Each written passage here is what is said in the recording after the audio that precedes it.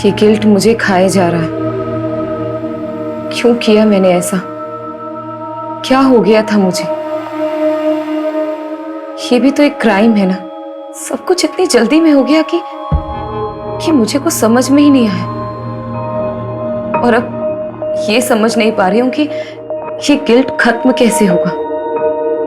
Guilt होना अच्छी बात है और अच्छा है कि तुम्हें गलती का एहसास है। बट टू बी फ्रैंक, मैं तुम्हारी मदद तभी कर पाऊंगा जब तुम मुझे खुल के बता पाओगी कि तुम्हारी गलती क्या है।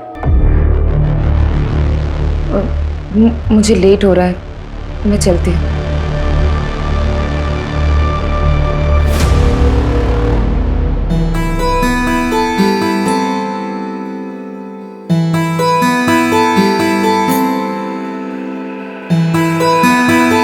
सेक्शन में डॉक्टर प्रभा के पास जा रही हूँ। मम्मी की रिपोर्ट्स दिखाने हैं, सेकेंड ओपिनियन ले रही हूँ। अबे तो काजल, मैं चलता हूँ ना साथ में। नहीं, मैं चली जाऊंगी। आज तुम्हारी छुट्टी है ना, तुम रेस्ट करो। ओके ठीक है, बाय। अनिल, ये तीनों पोस्टर्स ओके हैं। एक काम करो, इनकी आज ही प्रिंट निकलवाओ, ठीक है? और 20-20 फीट की होर्डिंग्स पूरे पुणे में लगनी चाहिए। अंडरस्टूड?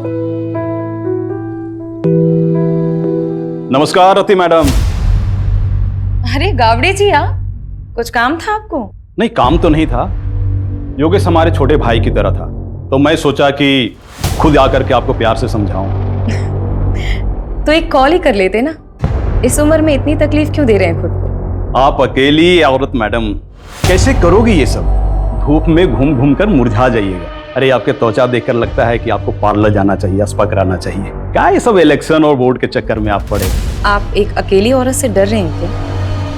अरे डरे नहीं मैडम जी, हम चाहते हैं कि आप हमारे पार्टी ज्वाइन कर लें। पैसे वैसे की कभी कोई कमी नहीं होने दी, बस कभी कभार खुश कर दीजिएगा। दोबारा अगर यहाँ दिखे ना तो पुलिस में कंप्लेन कर दूंगी तुम्हें। Get out!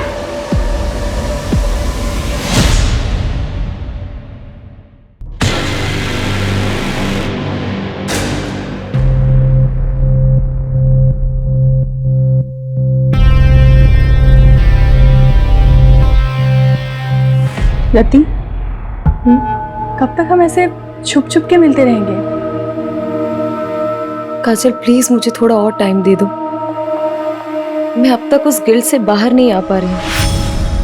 कब तक तुम उस गिल्ट में रहोगी? तुम उस गिल्ट से इसलिए नहीं निकल पा रही हो क्योंकि तुम निकलना नहीं चाहती। और मुझे तो ऐसा लगता है कि तुम मेरे लिए सीरियस नहीं हो। नहीं काजल, ऐसी कोई बात नहीं है। मैं तुमसे बहुत प्यार करती हूँ। I love you so much. I love. तुम डिसाइड कर लो, तुम्हें मैं चाहिए या फिर तुम्हारा ये गिल्ट। तुम्हारे पास 1 हफ्ते का समय है। मैं कानपुर जा रही हूँ, मेरी माँ का ऑपरेशन है। काजल, धारा जल्दी करो, लेट हो रहा है। आ रही हूँ, 1 मिनट आ रही हूँ। ये लीजिए। क्या है, कैसे काम वाली जैसे कपड़े पहनती हो? थोड़ा तो मेंटेन रखा करो अपने आप को। कौन कहेगा डॉक्टर की बीवी? इसीलिए बाहर लेके नहीं जाता कहीं। वो आपको लेट हो रहा था ना, इसलिए ऐसे ही उठ के आपके लिए नाश्ता बहाने तो हजारों हैं तुम्हारे पास। जाओ चाय लेके। माँ मेरे लिए भी नाश्ता दे देना। 10:30 बज गए, अब तेरी आँख खुल रही है। देखो अपने साहबजादे को, बोर्ड के एग्जाम है इसके और नींद पूरी नहीं होती इसकी। पापा बस करो ना। 98% मार्क्स नहीं आए ना तेरे, तब बताऊंगा तुझे। क्या करूंगा 98% लाके?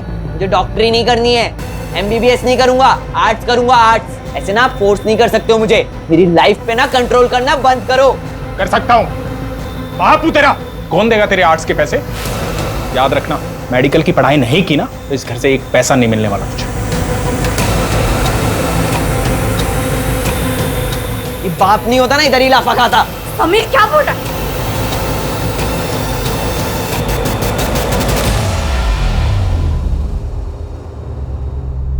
माता जी, ये दवाई मैंने लिखी है और ये हमारे कैंप की तरफ से फ्री है। जुग जुग जियो बेटा, तुम बहुत ही अच्छा काम कर रहे हो। भगवान तुम्हारी सारी मनोकामना पूरी करे।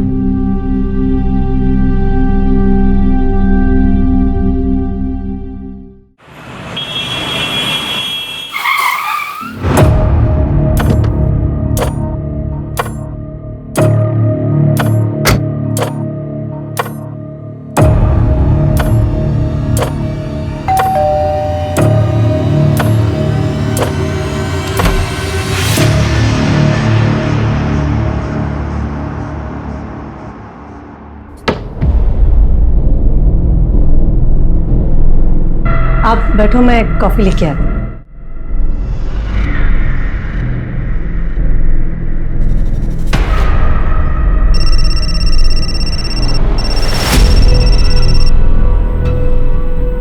रवि, वो मैंने आपसे जो 2 लाख रुपए मांगे थे ना बैंक से निकालने के लिए, वो प्लीज लेके आना। सारा फालतू चीजों के लिए पैसे नहीं है मेरे पास, पहले भी कई बार बोल चुका हूँ मैं। रवि, आप अच्छे से जानते हो मैं पैसे वेस्ट नहीं करूंगी, मुझे जरूरत है इसीलिए मांगती हूँ।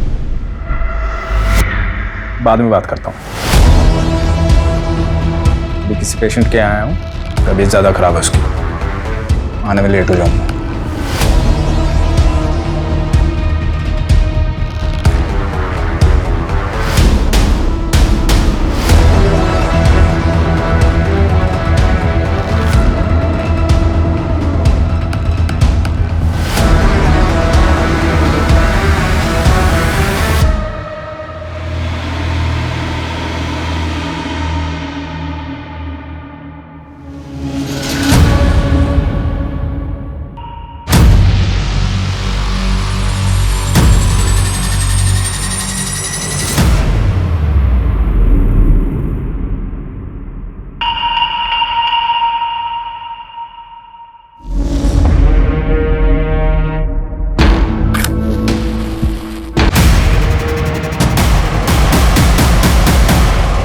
यार मेरी तो बस एक ख्वाहिश है, मुझे ना अपने बेटे को जोर से गले लगा के आई लव यू बोलना है। अरे रवि बाबू, आपके दुख की दवा तो आसान है। आप ना अपने बाप वाली ईगो ना साइड में रख के अपने बेटे को जोर से गले लगा के आई लव यू बोल दो। बिल्कुल। पर मेरे दुख की दवा नहीं है बाबू, 28 का हो चला हूँ पर कोई मिलती ही नहीं है। अरे ऐसा लुक्के के जैसा घूमेगा तो तेरे को कभी कोई नहीं मिलेगी। भाऊ, आप तो लुक्के नहीं हो ना, तो आपके आगे पीछे क्यों नहीं घूमती 4-5 लैला है? मुझे लुक्का बोल रहे हैं।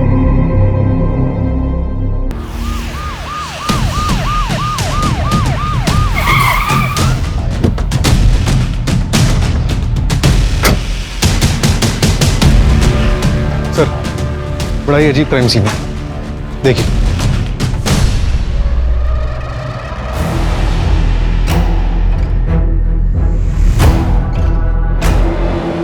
गन पॉइंट देख के लग रहा है कि इसने इसको और इसने इसको शूट किया है। और सर, माहौल देखकर लग रहा है कि कल रात पार्टी चल रही थी। ये काम एक दूसरे की सहमति से किया गया है। I mean, एक दूसरे की सहमति से एक दूसरे को शूट किया गया है। मतलब मास सुसाइड।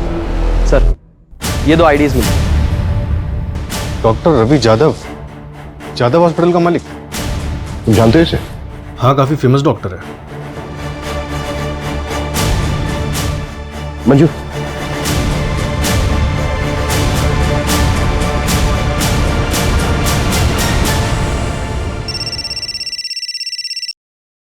हेलो, क्या? माँ, क्या हुआ? समय पापा।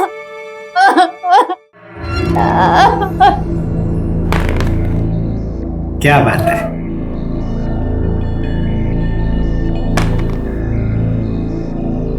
पापा, आपका 1 आया था, आपने 3 क्यों चलाया? मैंने चीटिंग नहीं किया। आप चीटिंग कर रहे हो। चाय लो। आई देखो ना पापा, चीटिंग कर रहे हैं।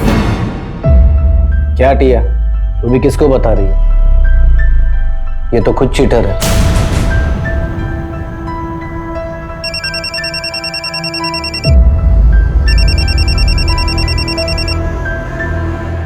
हेलो, हाँ मैं जानती हूँ प्रदीप को।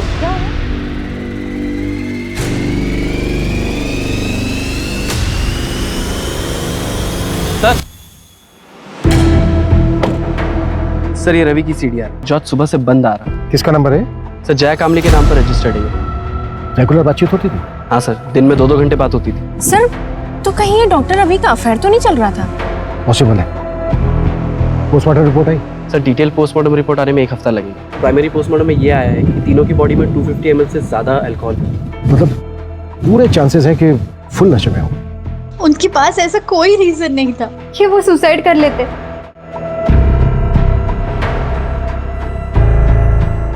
नहीं नहीं सर। नहीं जानते सर। जया कामली, शायद नाम सुना हो।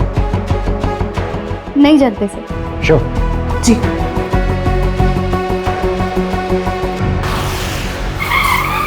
प्रदीप ने लास्ट कॉल जिस नंबर, वो नंबर आपका है मिसेज लता तांबे। कैसे जानती थी आप प्रदीप? सर मैं अच्छी तरह जानता हूं उसे। हमारी बेटी को पढ़ाने आता था। पढ़ाता क्या था? एक नंबर का ठरकी था। अच्छा हुआ मर गया। बिल्कुल सही। टिया, आज के लिए इतना काफी है, बाकी कल कर लेंगे। ठीक है सर। मुझे कुछ काम से बाहर जाना। किस सर? मेरे बेटी को हाथ कैसे लगाया तूने? मेरे बेटी को हाथ लगाया कैसे तूने? विनय, मैं तो सिर्फ पढ़ा रहा था। पढ़ा रहा था? मैंने मेरी आंखों से देखा तू क्या कर रहा था। निकल मेरे घर से, निकल जा मेरे घर से। विनय, मेरे बेटी के आसपास भी दिखाई दिया ना तो जान से मार दूंगा तुझे मैं। ये टिया के साथ यहाँ गंदी गंदी हरकतें कर रहा है। मोबाइल पे बैठे बैठे खेलती रहती है वो। क्या बकवास कर रहे हो तुम? अच्छा, मैं बकवास कर रहा हूँ और तुम जो कर रहे हो बहुत अच्छा कर रही हो तुम।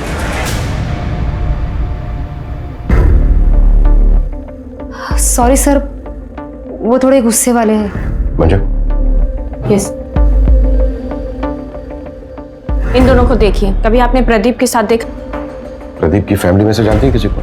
देखिए, हम उसके घर पे गए थे, घर पे ताला लगा हुआ था और नेबर से भी हमें कोई खास इन्फॉर्मेशन नहीं मिली। नहीं सर, उसने कभी कुछ बताया नहीं।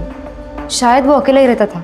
अच्छा मिसेस तांबे, क्या आप कोई ऐसा रीजन जानती हैं जिसकी वजह से प्रदीप सुसाइड कर सकता है? नहीं सर, मैं अच्छे से जानती हूँ उसको। प्रदीप सुसाइड कर ही नहीं सकता। अपना वादा याद है ना तुम्हें? भूली तो नहीं? वरना मैं अभी भी पुलिस के पास जा सकती हूँ। नहीं, पुलिस के पास मत जाना। मैं रवि के अंतिम संस्कार में बिजी थी। मैं तुम्हारा काम कर देती हूँ। जल्दी करो, मैं और दिन ज्यादा वेट नहीं कर सकती हूँ। हाँ ठीक है।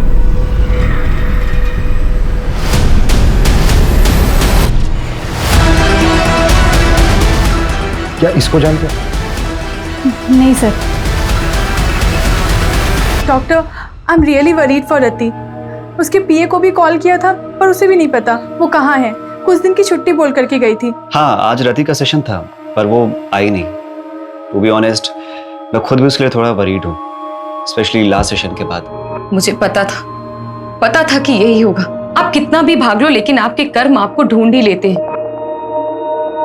इसलिए मेरे साथ ये सब हो रहा है। काजल भी मुझे छोड़कर चली गई। कुछ बचा ही नहीं मेरी जिंदगी में, कुछ भी नहीं। मैंने उसे बहुत समझाया था लेकिन वो मेरी बात समझने के लिए तैयार ही नहीं थी। अगर आपसे वो कांटेक्ट करती है ना तो आप प्लीज मुझे कॉल करके बता दीजिएगा। ओके।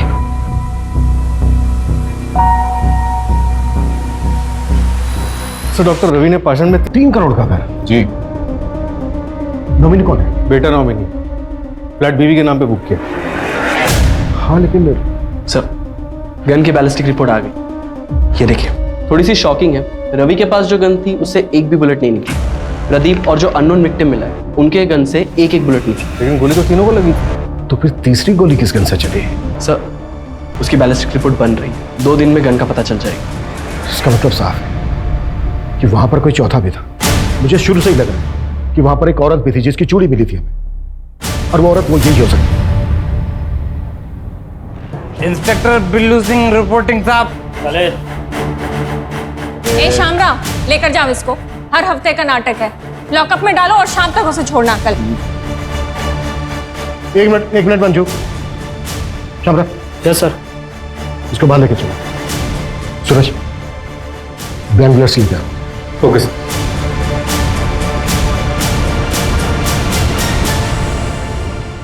चल पकड़। गन?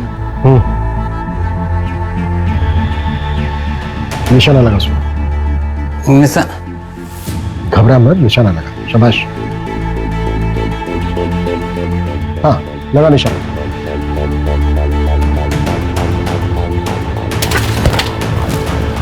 इसको तुरंत हॉस्पिटल लेके जाओ और इसका अल्कोहल कंटेंट चेक करो। क्विक। चलो। मान लेते हैं ये है मिस्टर एक्स। मिस्टर एक्स के राइट हैंड में गन थी। मिस्टर एक्स ने प्रदीप को शूट किया। प्रदीप के राइट हैंड में गन थी। प्रदीप ने रवि को शूट किया। रवि के हाथ में भी गन थी लेकिन रवि की गन तो चली नहीं। तो फिर मिस्टर एक्स को गोली लगी कैसे? देखो, इन तीनों के ब्लड में 250 ml से ज्यादा अल्कोहल कंटेंट था। बिल्लू भी हैवी ड्रिंक करता है, जैसा कि हमने देखा कि बिल्लू ठीक से खड़ा भी नहीं हो पा रहा। निशाना लगाना तो दूर की बात। सर तो फिर ये मिस्टर एक्स और प्रदीप का निशाना इतना सटीक कैसे लगा? दोनों में से किसी का भी निशाना नहीं चुका। इसका मतलब ये पूरा क्राइम सीन सेटअप था। एग्जैक्टली, हमें गुमराह करने के लिए। ये कोई मास सुसाइड नहीं बल्कि मास मर्डर था। इसका मतलब साफ है कि यहाँ पे इन तीनों के अलावा भी कोई चौथा था, और ये चौथा है हमारा असली मर्डर।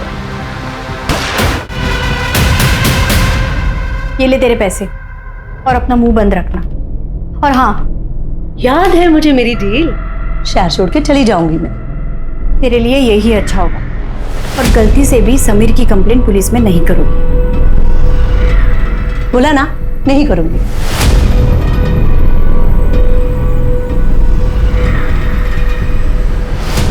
सर, मैंने डॉग के कॉल रिकॉर्ड चेक किया, उसमें एक नंबर मिला है जो जया कामली के नाम पर रजिस्टर्ड। ये उसका दूसरा नंबर है।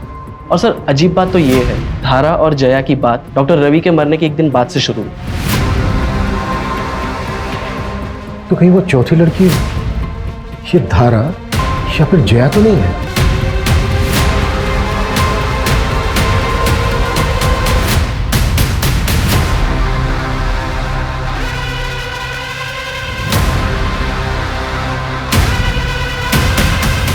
जी, मैं जानती थी जया को। उसका रवि के पास इलाज चल रहा था। उसने रवि की मौत के बाद सांत्वना देने के लिए फोन किया था। जी।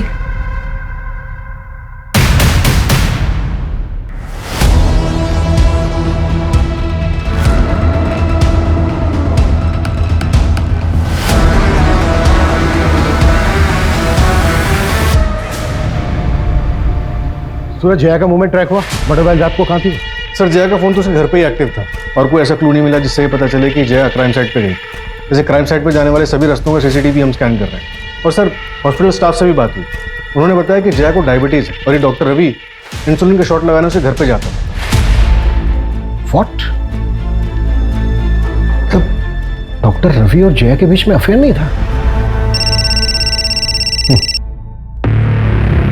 हेलो, अच्छा, नजर रखो उस पर। सर,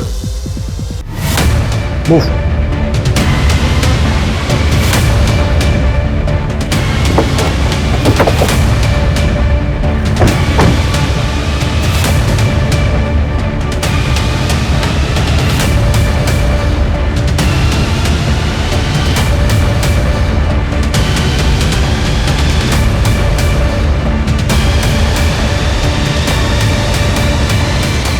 हो गया ना आज का कोटा पूरा? इन तीनों को गन तो नहीं सप्लाई की थी।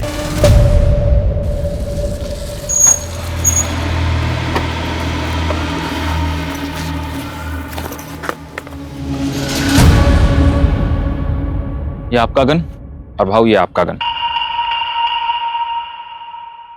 और अक्षय भाऊ, ये खास आपके लिए। अरे अक्षय भाऊ, ये क्या कर रहे हो आप? अरे यार, बस ट्राई कर रहा था, सॉरी। इसमें गोली तो मैं तो ऊपर पहुंच जाता। गोली लाया? गोली दे। हाँ।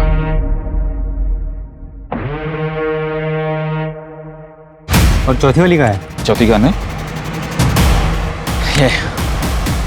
वैसे भाऊ, आप लोग करने क्या वाले हो? मतलब बस पूछ रहा था मैं, अपन को क्या?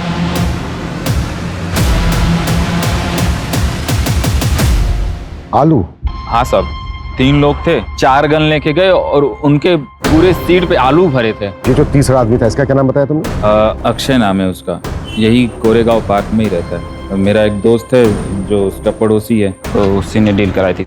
इस अक्षय का घर परिवार? घर परिवार तो नहीं पता साहब, लेकिन वो एड्रेस दे सकता हूँ।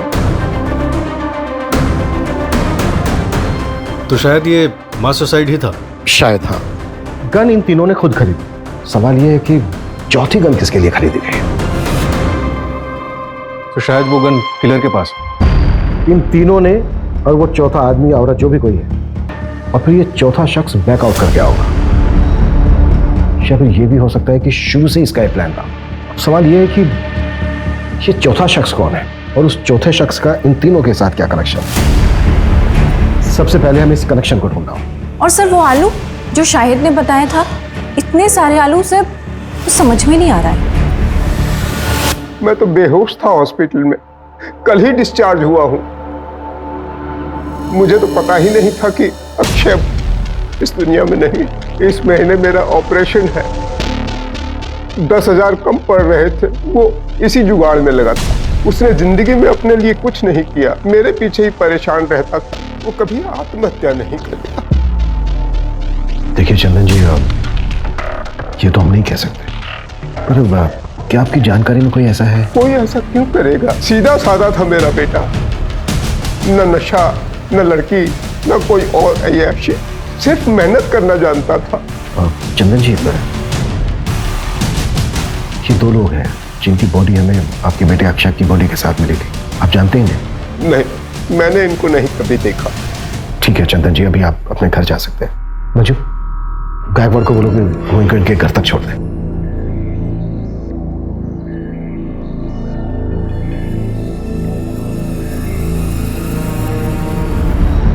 किस गन के साथ? सर ये सेम गन एक और क्राइम में भी यूज हुई। क्या क्राइम था? चौंकाने वाली बात है सर, ये क्राइम 14 अप्रैल की रात को 1:30 बजे के करीब हुआ था। ये दोनों मौतों के बीच में 1 घंटे का फासला था। जरूर ये दोनों क्राइम आपस में लिंक है सर। हो सकता है। क्राइम क्या? सर एक औरत ने सुसाइड कमिट किया। रति जाधव नाम था, कॉपरेटर योगेश यादव की बीवी। कॉपरेटर योगेश यादव? हाँ सर, और उसकी बीवी रति यादव, ये भी इलेक्शन लड़ने वाली थी। तो वो चौथी औरत रति थी। रति के केस में ना और कंफ्यूज कर दिया है। 3 आदमी, 1 औरत। आखिर ये करना क्या चाह रहे थे? रति के हस्बैंड ने सुसाइड किया और बाकी के 3 विक्टिम। कहीं ये सब कुछ रति के पास से तो नहीं जुड़ा हुआ है? फिलहाल हमारे लिए यही जानना जरूरी है कि इन चारों का आपस में लिंक क्या था। क्या ये चारों एक दूसरे को जानते थे? सर अफेयर का भी एंगल हो सकता है। पॉसिबल है, पर सवाल वही है कि किसके साथ? हो सकता है एक के साथ, हो सकता है तीनों के साथ, और यही झगड़ा जलन इन मर्डर्स की वजह बनी। पॉसिबल है। अच्छा, रति यादव की बॉडी किसको मिली थी? सर रति यादव के साइकियाट्रिस्ट डॉक्टर नीरव।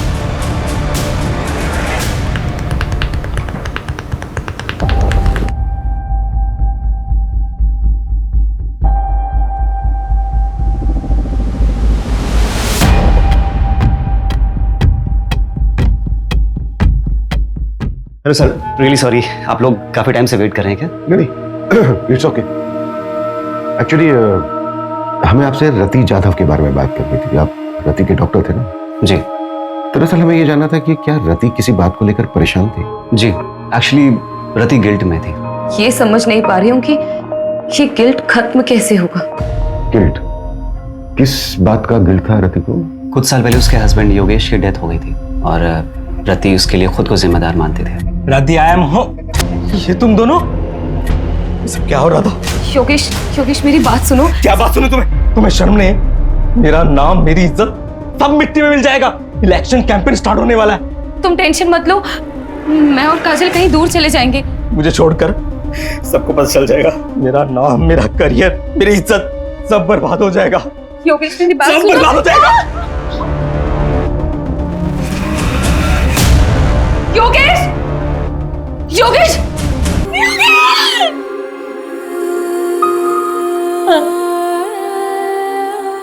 सर ये सब सच है।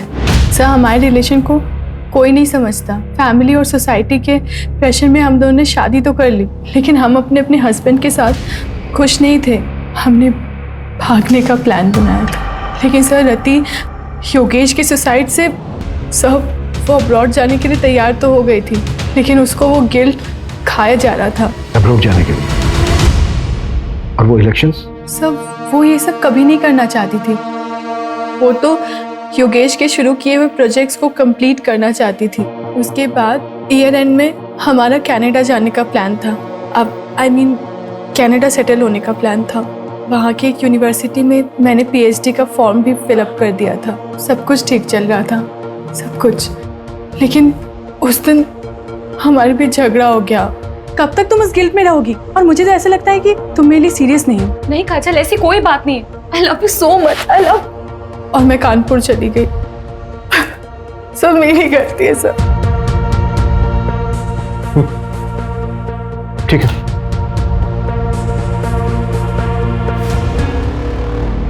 सर, प्रदीप ने मार्केट से 10 लाख रुपए उठाए थे और सर प्रदीप की लोकेलिटी में एक ज्वेलरी शॉप है। उसने वहां से 20 लाख के गहने ऑर्डर किए थे। और सर उसने दुकानदार से कहा था कि वो अपनी बेटी के फ्यूचर के लिए इन्वेस्टमेंट करना चाहता है।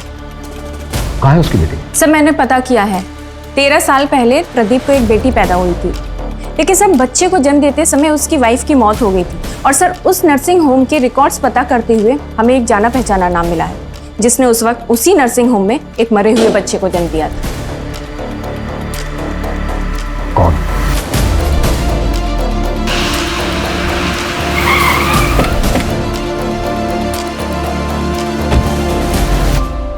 क्या मेरी बेटी टिया मेरी बेटी नहीं है, उस प्रदीप की बेटी है? ये बात तुम्हें पता नहीं थी? नहीं सर, इन्हें नहीं पता। वो मेरी प्रीमेच्योर डिलीवरी हुई थी, उस वक्त ये शहर से बाहर थे, इन्हें कुछ भी नहीं पता। सब कुछ अचानक हुआ सर, और मैंने भी इनसे बात छुपा ली, वरना प्रदीप की तरह ये भी मरे हुए बच्चे की बात सुन के टूट जाते। विनय, हाँ 14 अप्रैल की रात को 8 से 12 के बीच में कहाँ थे तुम? विनय सर यही घर पे ही थे, मेरे और टिया के साथ।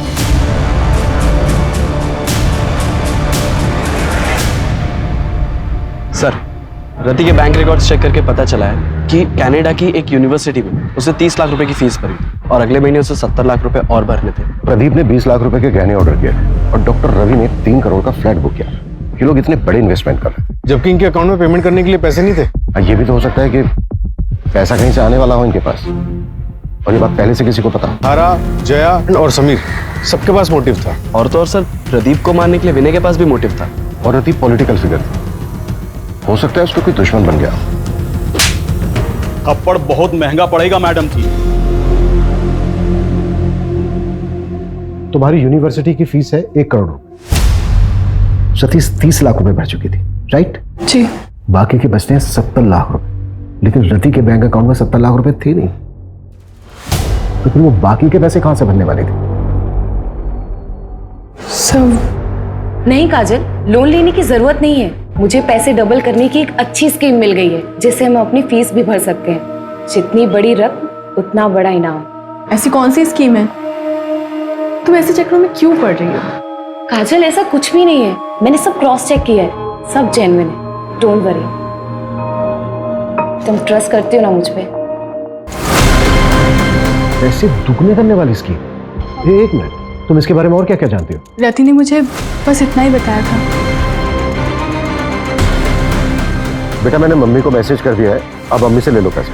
ओके ओके बेटा। सर मैंने पता किया, मर्डर से 1 हफ्ते पहले रवि ने 1 करोड़ रुपए का लोन लिया था मार्केट से, और उसी तरह प्रदीप ने 50 लाख, रति ने 50 लाख और अक्षय ने अपने दोस्त से 5,000 रुपए उधार लिए थे। और ये पैसा हमें किसी के भी घर से या फिर किसी की भी डेड बॉडी के पास से नहीं मिला। तो इसका मतलब सर वो? इसका मतलब साफ है, हम चौथे आदमी को ढूंढ रहे थे, लेकिन बाजी किसी 5वें आदमी ने मारी, और इस खेल का मास्टरमाइंड वो 5वां ही आदमी है। हाँ मंजू। सर आपने मुझे जैसा बोला था एक बार क्राइम सीन चेक करने के लिए, आप क्राइम साइट पे फौरन आ जाइए, हमें यहाँ कुछ मिला है।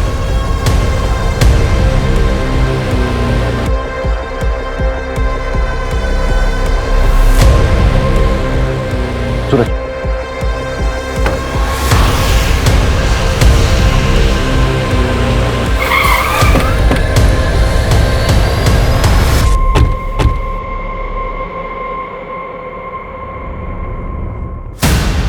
सर ये देखिए क्या मिला।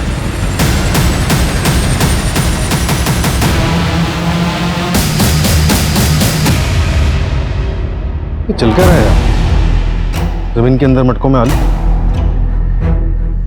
गन सेलर शाहिद ने उन तीनों को गन बेचते वक्त उनकी कार में बहुत सारे आलू देखे थे। Right sir. 4 डेड बॉडीज, इतने सारे सस्पेक्ट्स, पैसा दुगना करने की स्कीम। मुझे पैसे डबल करने की एक अच्छी स्कीम मिल गई है। मास सुसाइड करने का नाटक, और ये जमीन के अंदर इतने सारे मटकों में दबे हुए आलू। सूरज, हमें उस 5वें आदमी को जल्द से जल्द ढूंढना होगा, लेकिन फिर वही सवाल कि वो 5वां आदमी है कौन और कहां है? सर जैसे आपने बोला था, मैंने वो लाइन जितनी बड़ी रकम उतना बड़ा इनाम, उसके बारे में ऑनलाइन सर्च किया तो 10 साल पुराना एक केस गोरखपुर का मिला है। ये रही उसकी फाइल।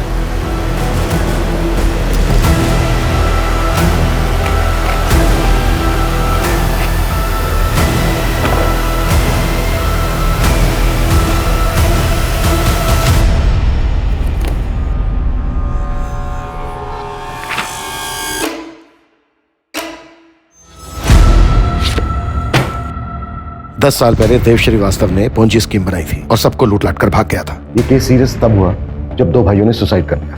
पुलिस ने खूब पूछताछ की थी देव श्रीवास्तव से, लेकिन उसके खिलाफ कोई सबूत नहीं मिला। फिर भी मैं गोरखपुर पुलिस से कांटेक्ट करता हूँ, पता करता हूँ कि देव श्रीवास्तव आजकल है कहाँ, है भी या नहीं। क्विक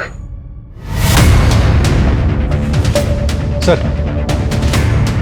देव श्रीवास्तव 4 साल पहले मर चुका। एक और डेड है। नहीं सर, देव का एक बेटा है जो 2 साल पहले यहीं पुणे में शिफ्ट हुआ था। इसका हमारे किसी सस्पेक्ट के साथ कोई कनेक्शन है? हाँ सर, ये देखिए।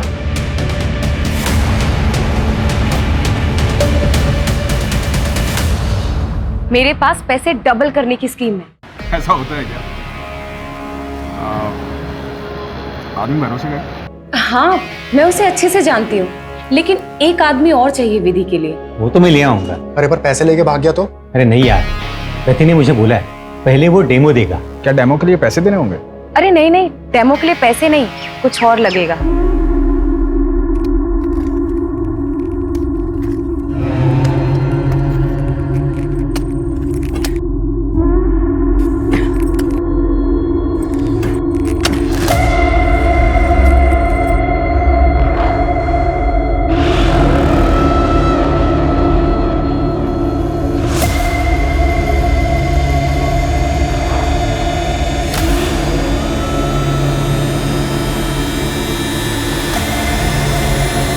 अब क्या करना है?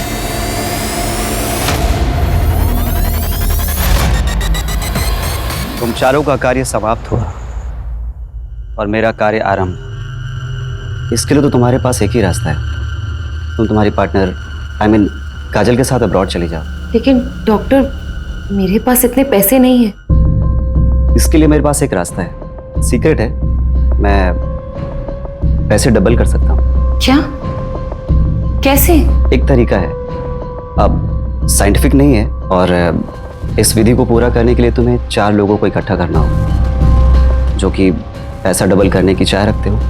लेकिन डॉक्टर, ये सब होगा कैसे? पहले तुम 4 लोगों को आइडेंटिफाई कर लो, उसके बाद मैं तुम्हें डेमो भी दे दूंगा। उसके बाद अगर तुम चारों को मुझ पे भरोसा होता है तब पैसे लेकर आना।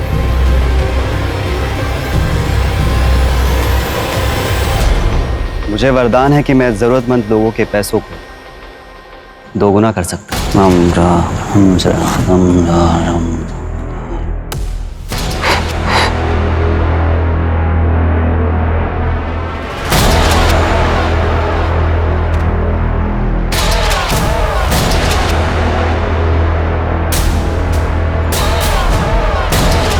यहाँ आओ, यहाँ खोदो, सच क्या है खुद ब खुद पता चल जाए।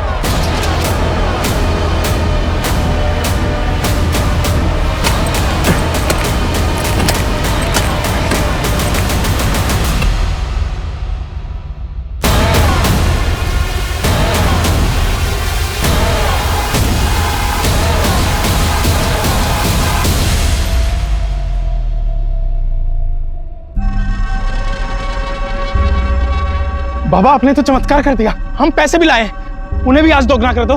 पैसों को 2 गुना करने के लिए इससे भी मुश्किल विधि करनी पड़ी। मैंने रति को बताया था, इसके लिए शस्त्र की भी पूजा होती है।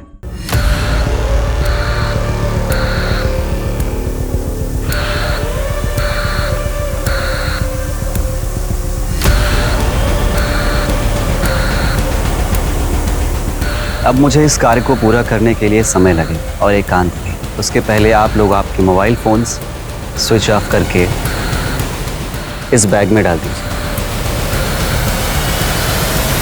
अब आप लोग शुभ घड़ी की प्रतीक्षा कीजिए।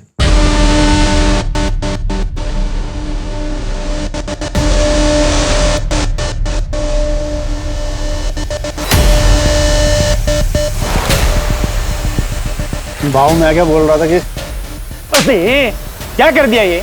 हाँ, समझता नहीं तेरे को? हाथ कैसे लगाया मेरे को तूने? तो तेरे को छोड़ू क्या कर रहे हो यार, छोड़ो।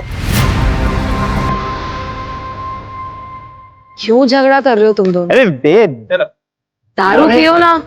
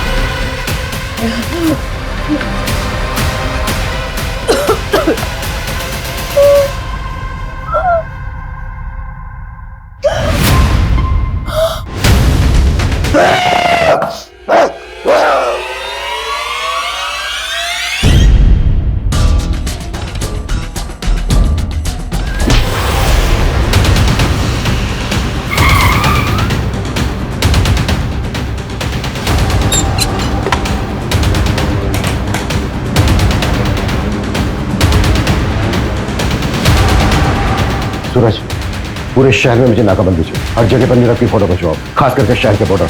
क्विक।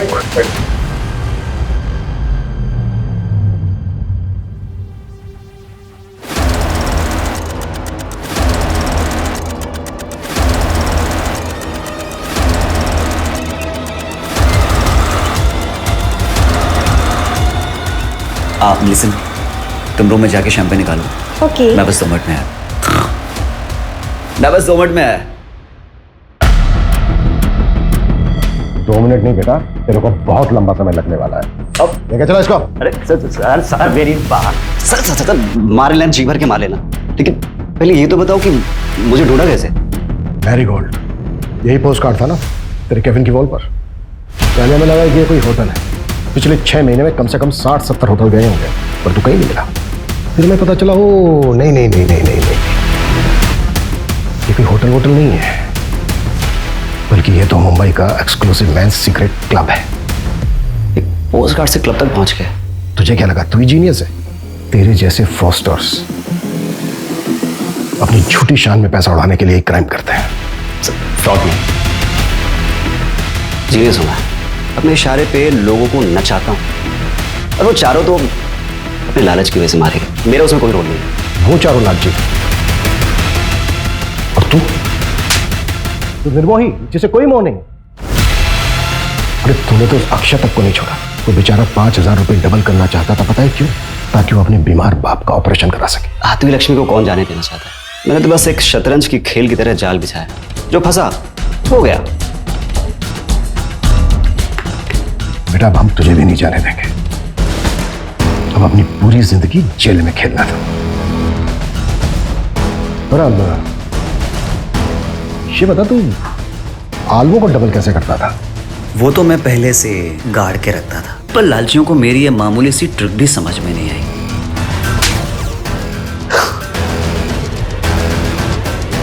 नीरव को कोर्ट ने आईपीसी की धारा 302 एंटी सुपरस्टिशन और ब्लैक मैजिक के तहत दोषी पाया और 14 साल की सजा सुनाई। लालच एक ऐसी बला है जिसमें आदमी सब कुछ भूल जाता है, अपनी सुध बुध कमाता। तीनों पढ़े लिखे लोग अच्छी सोसाइटी से थे, चाहते तो मेहनत करके खूब पैसा कमा सकते थे, पर नहीं, सब कुछ भूल भाल कर जल्दी जल्दी पैसा कमाने के चक्कर में अंधविश्वास में फंस गए। फिर मुलाकात होती है एक और केस के साथ। जय हिंद।